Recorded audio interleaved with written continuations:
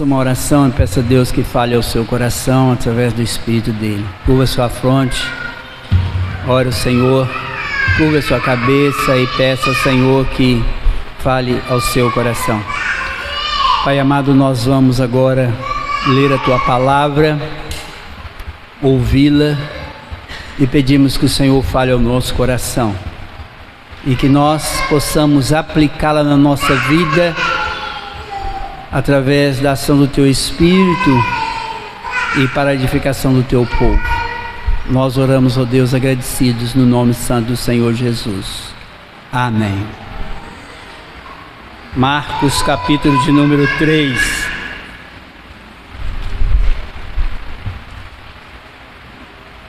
Marcos 3.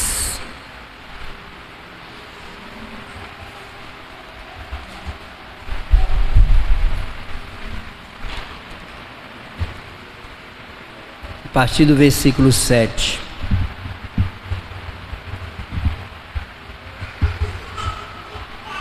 Retirou-se Jesus com seus discípulos para os lados do mar. Seguiu da Galiléia uma grande multidão, também da Judéia, de Jerusalém, da Idumeia, da além do Jordão e dos arredores de Tiro e de Sidom. Uma grande multidão, sabendo quantas coisas Jesus fazia, veio ter com ele.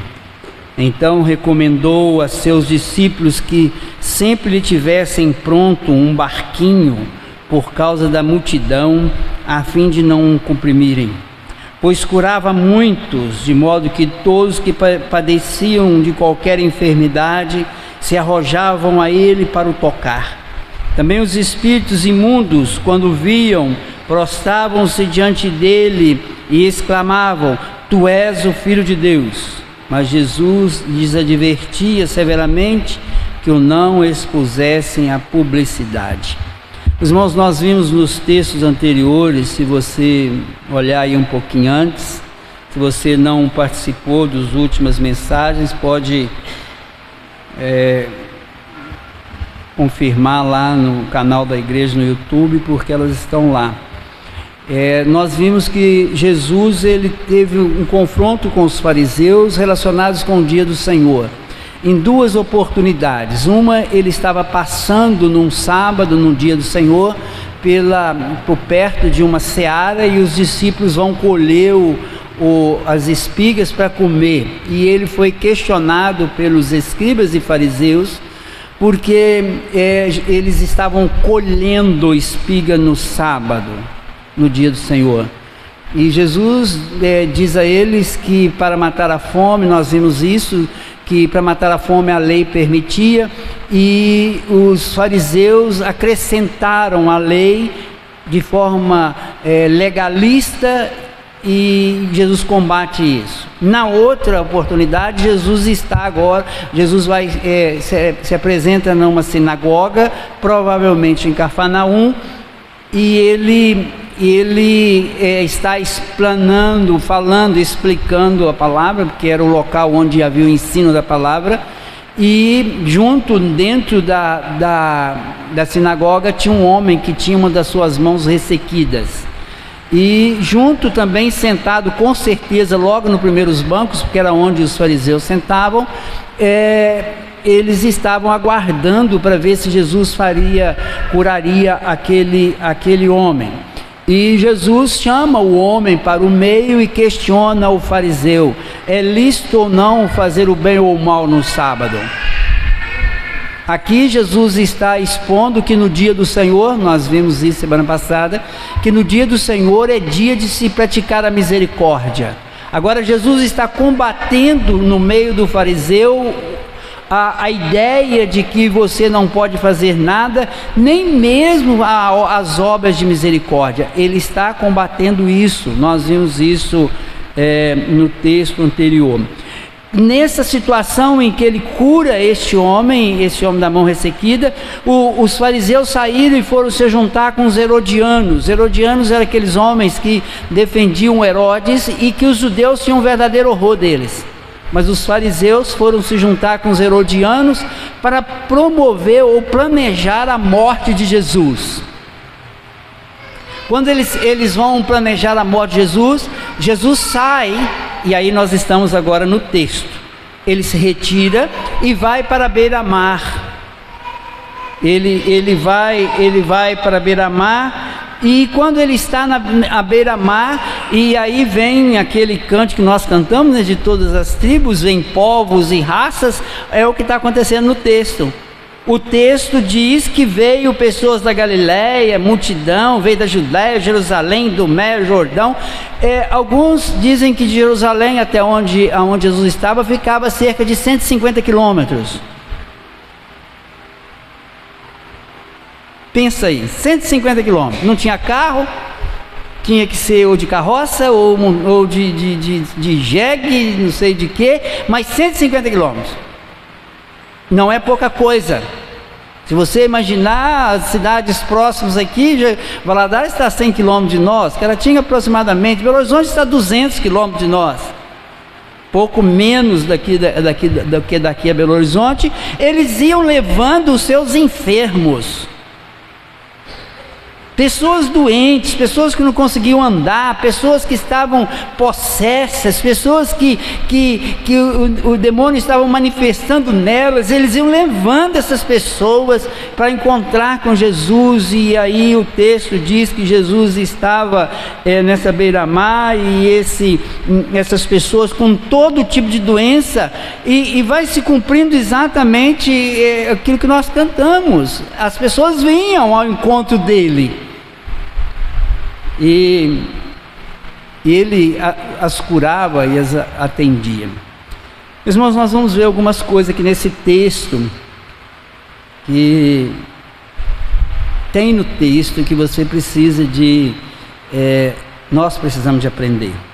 Primeiro, no versículo 7, ele mostra que os fariseus procuravam matá-lo. Quando nós vimos isso no versículo anterior, no versículo no capítulo 3 até o versículo 6, versículo 1 até o 6, que os fariseus procuravam matá-lo, e Jesus, ele se retira para perto do mar. O afastamento de Jesus dos fariseus foi por prudência. Às vezes nós achamos que Jesus está fugindo dos fariseus, mas Jesus não está fugindo dos fariseus. No texto anterior, eles estavam dentro da sinagoga, estavam lá para testá-lo, e ele foi lá e confrontou eles. Jesus não tinha medo dos fariseus, Jesus não tinha medo de ninguém, mas ele, de forma proposital, ele se afasta da cidade e vai para a beira-mar, porque os fariseus procuravam matá-lo, e ainda não estava no momento, ainda não era o momento da sua morte. Ele se afasta. O versículo 8, ele diz que vinha pessoas de Jerusalém, da Idumeia, e todos vinham para ser curados.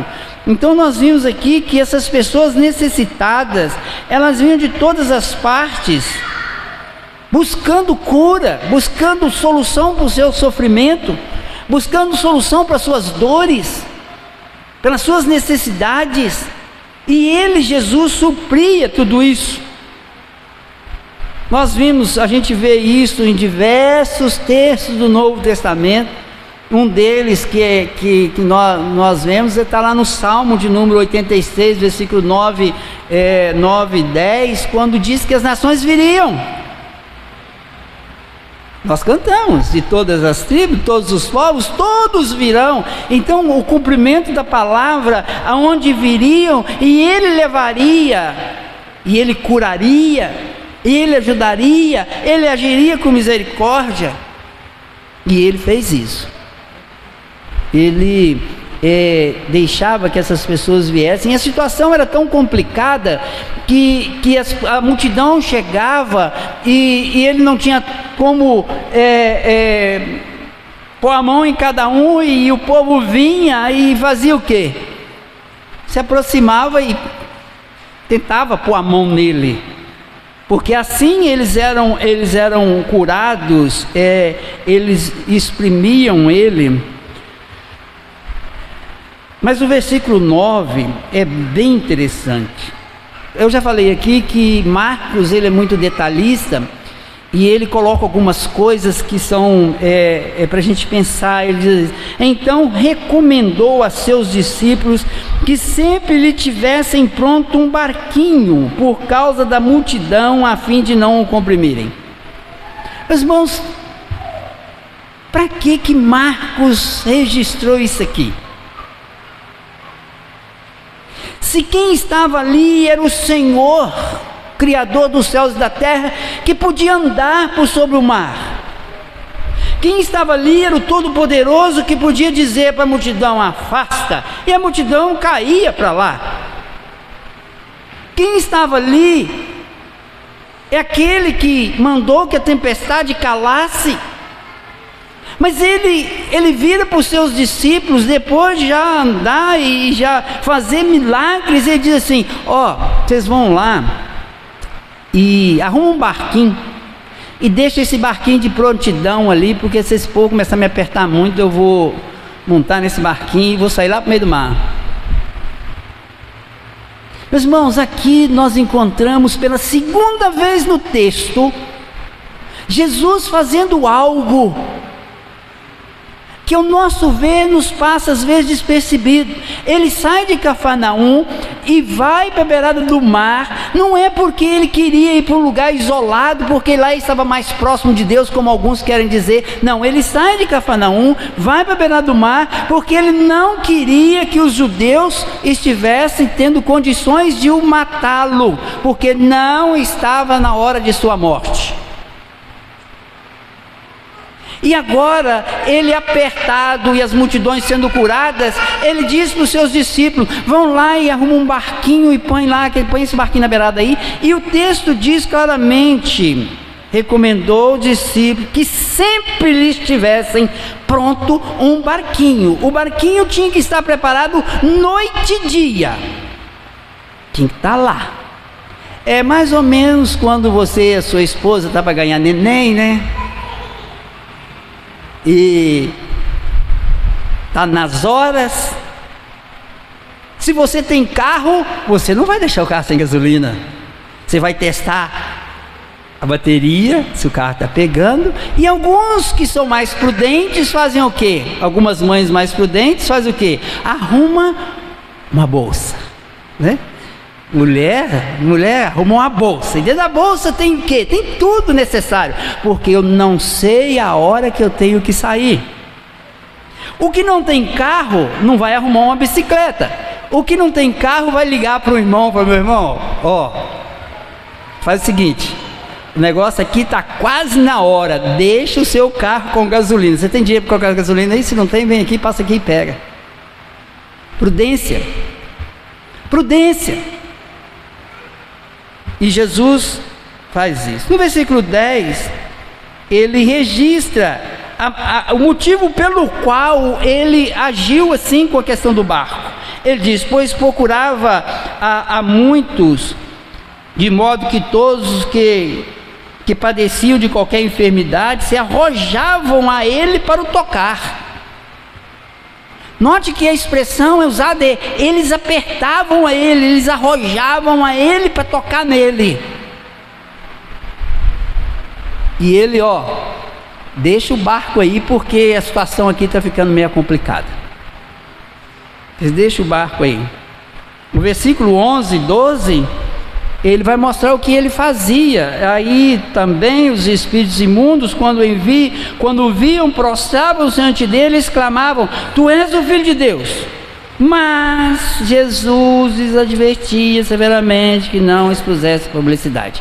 Pela terceira vez, nós encontramos aqui Jesus impedindo algo para que não se manifestassem, primeiro por boca de demônios, de espíritos malignos que não eram dignos de dizer o que estavam dizendo. Mas Jesus diz: vocês não vão falar isso. Por quê? Porque ainda não era hora de fazer essas anunciações. E ele, de forma prudente, ele manda que os demônios parem de falar isso. Por 3 vezes nesse texto, que é um resumo do que Jesus estava acontecendo, nós encontramos Jesus tomando providências de forma prudente. O que nós podemos aprender nesse texto sobre Deus? Você tem que aprender sobre Deus no texto. Primeiro, é que Deus cumpre com a sua palavra. As profecias do Velho Testamento estão se cumprindo, e estão vindo pessoas de todos os lados para se encontrar com aquele que era o Messias prometido. Deus cumpre a sua palavra. A palavra de Deus dizia que ele iria curar, e ele estava curando. A palavra de Deus diz que ele ia anunciar o Evangelho, e ele estava anunciando. Segunda questão aqui, que nós precisamos de ver e conhecer do nosso Deus, que o nosso Deus é um Deus de misericórdia. As pessoas andavam quilômetros e mais quilômetros para resolver os seus problemas, e hoje nós não precisamos de andar quilômetros e mais quilômetros, porque o Senhor está no seu coração. Basta você orar, basta você buscar, segundo a vontade dele, ele vai te responder.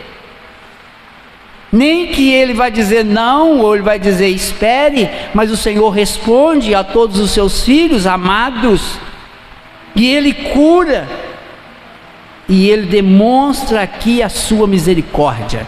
Ele não está curando somente aqueles que aceitavam ele como dono da sua vida, ele está curando todo mundo.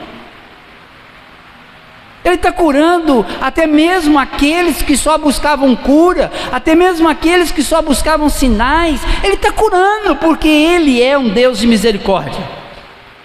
A única forma que ele tem de mostrar sua misericórdia é trazendo salvação para um povo, para homens e mulheres que são condenados ao inferno. Ele vai agir com misericórdia e chama essas pessoas, e toca com o Espírito Santo no coração, e concede a eles salvação. E aqueles até mesmo que, não podemos dizer que todos curados são salvos, mas até mesmo aqueles que não tinham salvação, não eram rejeitados na cura. Uma demonstração de misericórdia. Se Jesus não curasse como ele curou, primeiro, ele não provava que ele era Deus. Segundo, ele não provava que ele era misericordioso. Se ele falasse, vocês fiquem para lá com os problemas de vocês, vai procurar um médico. Não é assim que ele faz. Ele deixa eles apertarem ele, tocarem nele. Então nós temos aqui um Deus de misericórdia. E temos também, em terceiro lugar, para falar sobre esse Deus, nós temos um Deus de poder, que tem poder. Tem poder sobre o corpo humano em todos os sentidos, que ele não precisava nem de falar para a pessoa, bastava que a pessoa tocasse nele, e nós vamos ver no capítulo 5 essa manifestação desse poder do Senhor, quando aquela mulher de fluxo de sangue se aproxima e toca nele, e ele no meio da multidão diz assim: alguém me tocou. Estava todo mundo tocando, mas ele é um Deus de poder, que tem poder sobre o nosso corpo físico, tem poder sobre o mundo material e tem poder sobre o mundo espiritual. Infelizmente hoje, nos nossos dias, nós achamos que existe dois poderes, o poder do mal e o poder do bem. Mas irmãos, não existe dois poderes no mundo, existe um poder no mundo, o poder do Senhor nosso Deus. A ele é o poderoso. O resto tudo está debaixo do seu domínio, e debaixo do seu governo, e debaixo da sua mão forte e poderosa. Ah, porque fulano tem uma doença, é incurável. Incurável para os homens, e incurável para qualquer pessoa, se Jesus não quiser curar. Se Deus não quiser curar, meu filho, aqui pode rodar o mundo, vai morrer. Mas para muitos os médicos dizem, não tem cura, leva para casa que vai morrer daqui a 5 meses. Falaram isso sobre meu pai. Ele viveu 13 anos, e nem crente era. Ou seja, o dono da vida e o dono da morte é o Senhor. Ele cura, ele liberta, ele protege, ele dá, ele tira, porque ele é Deus. Ele é Deus. Então nós aprendemos aqui em terceiro lugar que esse Deus é um Deus que tem poder sobre o mundo material, sobre o mundo espiritual, está escrito no texto. E isso tem que nos garantir a certeza de que nós não precisamos ficar preocupados com nada. Tira da sua cabeça qualquer preocupação com demônio, com qualquer coisa, porque se Jesus permitir que Ele te faça alguma coisa, te prova, te passa pela peneira, você não tem como se safar, mas uma coisa é certa, Ele há de te proteger assim como Ele protegeu Jó. E se Ele não quiser também, Ele vai falar o que Ele disse para Pedro: Pedro, já tentou te peneirar, mas eu não deixei. Ou seja, confie e esteja nas mãos dEle. O texto também nos traz algumas coisas que nós precisamos entender sobre o ser humano. Aqueles necessitados buscam o Senhor. Nós precisamos de entender isso. Às vezes nós fazemos o quê? Nós achamos que os nossos problemas são de só menos. Nossos problemas eu mesmo vou resolver, porque são problemas simples. Eu vou deixar para incomodar Deus quando eu tiver um problema sério. Eu não vou incomodar Deus porque eu tenho um bicho de pé no meu pé. Ele infecciona, a infecção vai para o sangue, você tem uma infecção e morre. Mas era só um bicho de pé. Mas você pode morrer de um bicho de pé, você pode morrer de uma unha encravada, você pode morrer de um vírus que você nem enxerga, que entra pelo seu nariz e te mata. Ou seja, em qualquer instante nós precisamos de entender que os necessitados buscam o Senhor. Aqueles que necessitam de perdão, aqueles que necessitam de salvação, aqueles que necessitam de cura, busquem o Senhor. E temos aqui no texto também, eles não estão aqui falando, mas eles estão dentro do contexto, quando eles fizeram o quê? Não aceitaram Jesus e estavam querendo matá-lo. Ou seja, nós vamos sempre participar, e toda vez que nós lemos a Bíblia, nós encontramos aquele grupo que não quer saber de nada de Deus está condenado ao inferno, e aquele grupo que é tocado pelo poder do Espírito e que realmente busca o Senhor e alcança as suas misericórdias. Não tem jeito. Todo domingo é a mesma coisa. Por que todo domingo é a mesma coisa? Porque é o grande alerta que o Senhor faz para toda a humanidade. De Gênesis a Apocalipse, com o pecado de Adão, começou. Condenados e salvos. Caim rejeitou Abel, logo nas primeiras páginas. E nós vamos até Apocalipse, quando nós vamos encontrar uma grande multidão adorando e louvando o nosso Deus, e uma grande multidão seguindo a besta. Está lá em Apocalipse. Nós não podemos esquecer disso. Meus irmãos, agora o ponto talvez maior: o que faremos com esse texto? O que você vai fazer com um texto desse, que parece aqui tão... a gente passa batido por eles? Primeiro, você tem que prestar atenção nesses 3 atos de prudência que nós encontramos no texto. Jesus se afasta dos fariseus, não foi por covardia, mas foi porque não estava na hora dele morrer. Jesus mantém um barco preparado para uma emergência, a cada multidão um compromisso muito. Ele não precisaria disso, ele poderia ter andado sobre o mar, mas ele mantém o barco. Ele dá ordem de silêncio aos espíritos imundos para que não divulgassem a sua identidade, porque ele não queria mais propaganda de quem ele era, porque ainda não estava chegada a sua hora. E quando você vai ler Mateus capítulo 10, versículo 16, a Bíblia diz assim: sede prudentes como as serpentes e simples como as pombas. Meu irmão, a prudência é uma determinação bíblica. A prudência não é simplesmente uma ideia sua de proteção, mas é uma ordem bíblica. A falta de prudência é pecado. A falta de prudência é um comportamento dos precipitados. E se você ler Provérbios capítulo 19, versículo 2, a palavra do Senhor diz assim: não é bom proceder sem refletir, e peca quem é precipitado. Não é bom proceder sem refletir, e peca quem é precipitado. Então a Bíblia diz que não é só a Bíblia não está dizendo que é refletir no falar. A Bíblia diz: não é bom proceder sem refletir.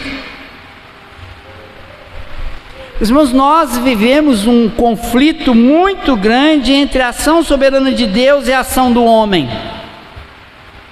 A nossa pseudo-espiritualidade diz que eu confio em Deus, então eu não tenho que ser prudente. Isso é mentira. Porque confiar em Deus, Jesus confiava. E por que ele agiu com prudência? Porque a prudência é uma atitude do homem determinada por Deus na sua palavra para o uso do homem no seu projeto eterno.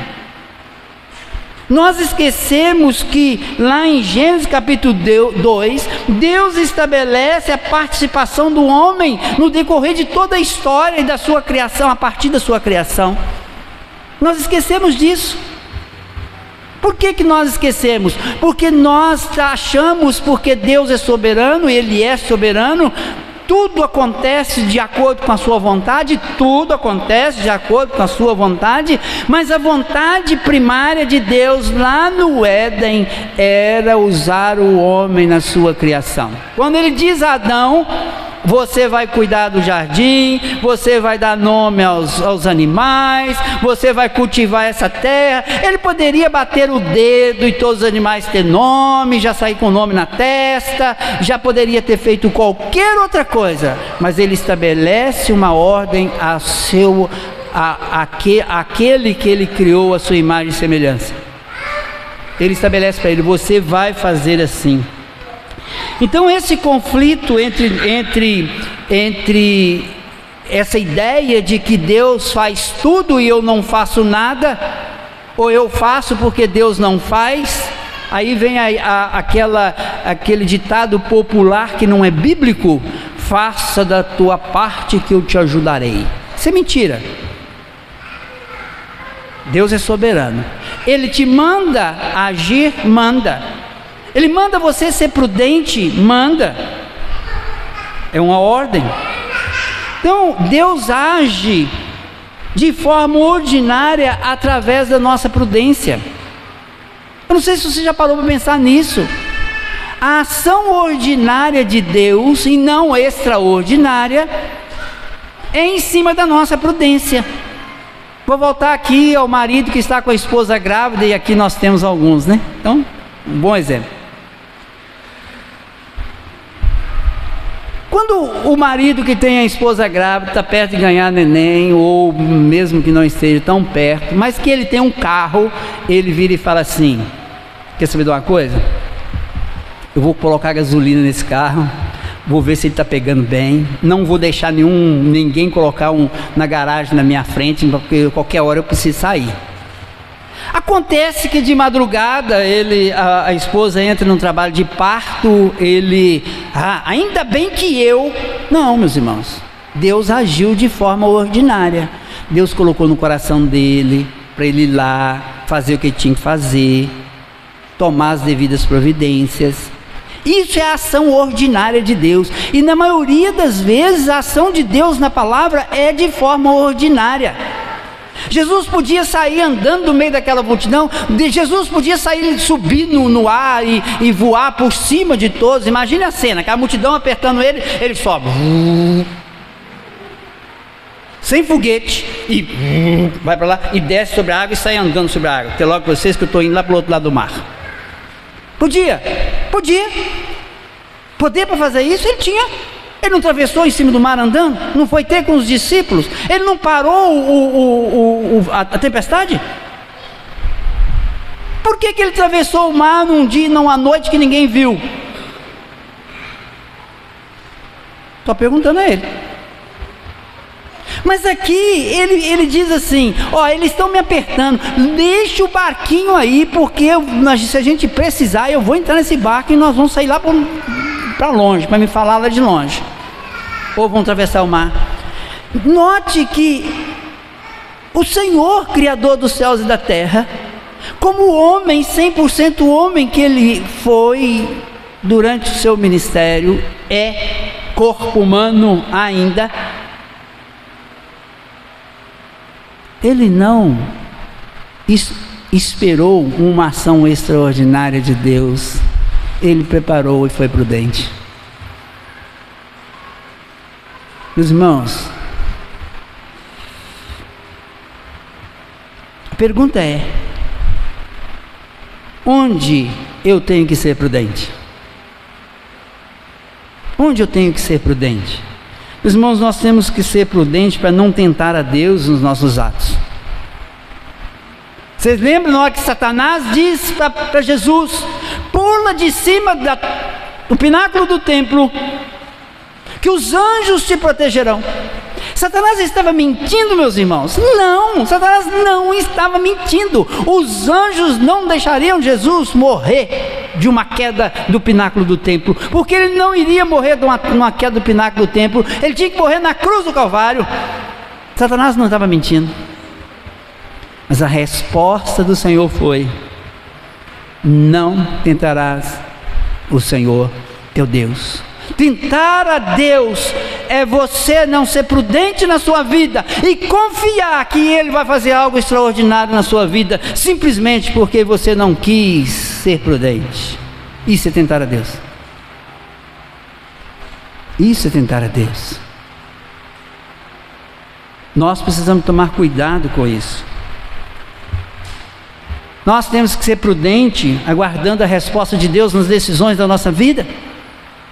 Tem muita gente aí que fala assim: eu quero fazer isso, eu vou orar. Aí ora hoje, ora amanhã, depois da manhã, já decidi, Deus me falou. Eu vou ali na irmã, irmã, ora por mim, porque eu estou precisando tomar uma decisão. E vai num montoeira de doideira e toma uma decisão e dá com os burros na água.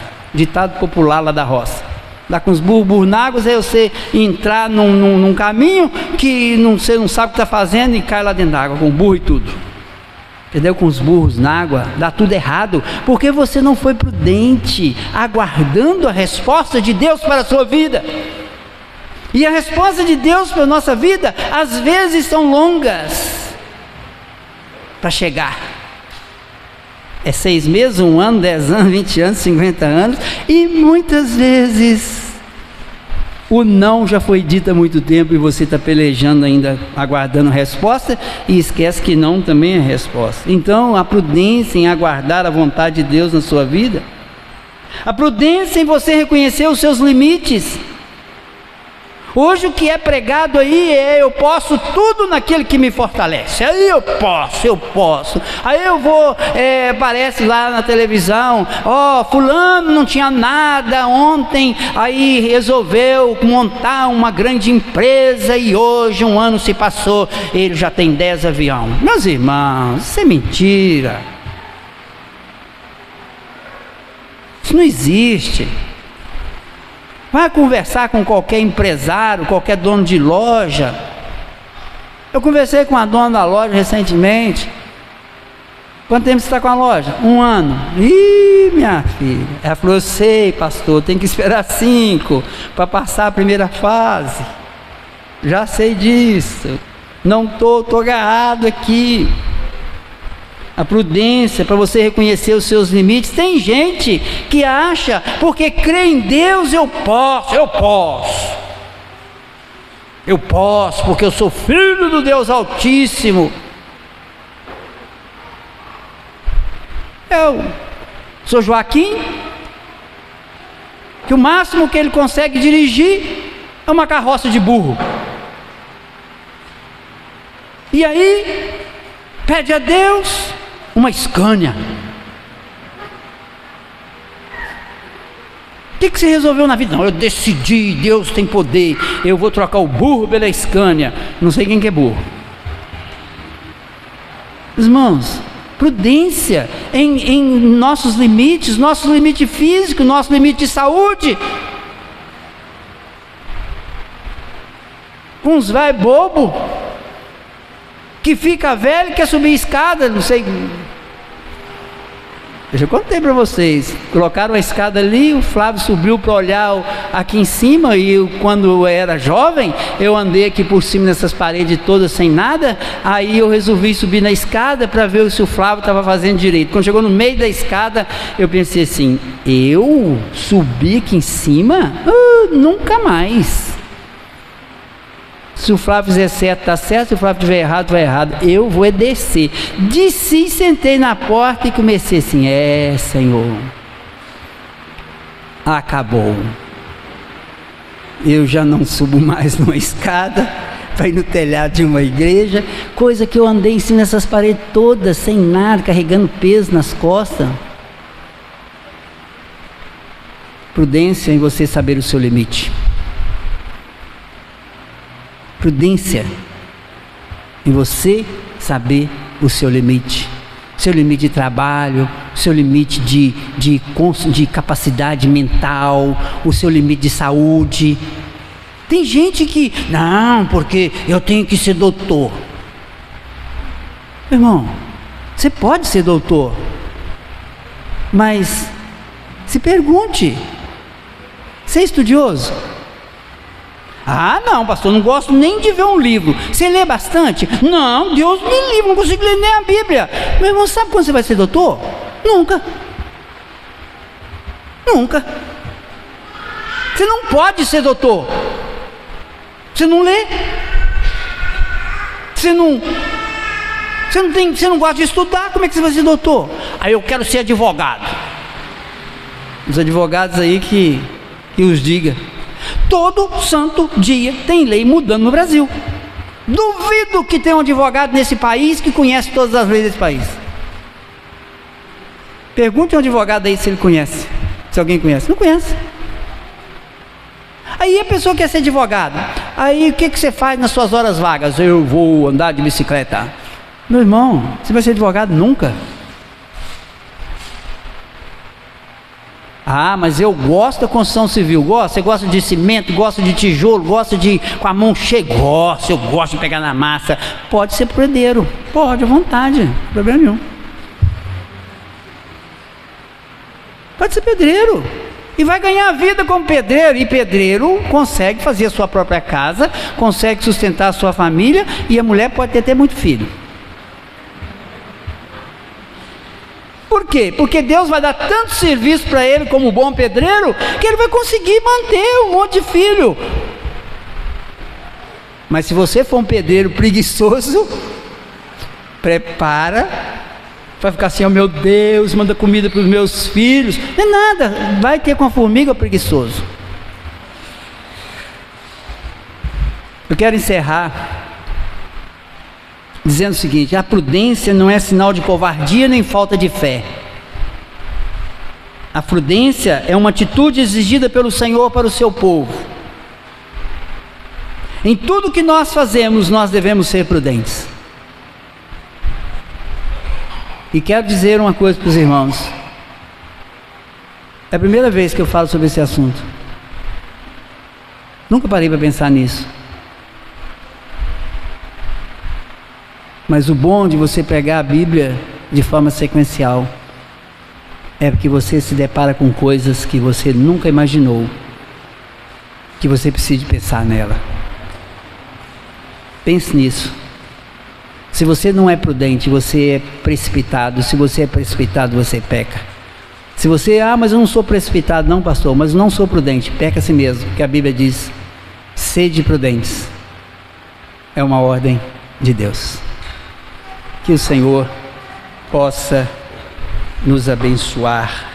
Nós vamos cantar um hino que fala exatamente daquilo que nós lemos lá em Neemias. Vocês lembram do texto de Neemias? Estava construindo um muro.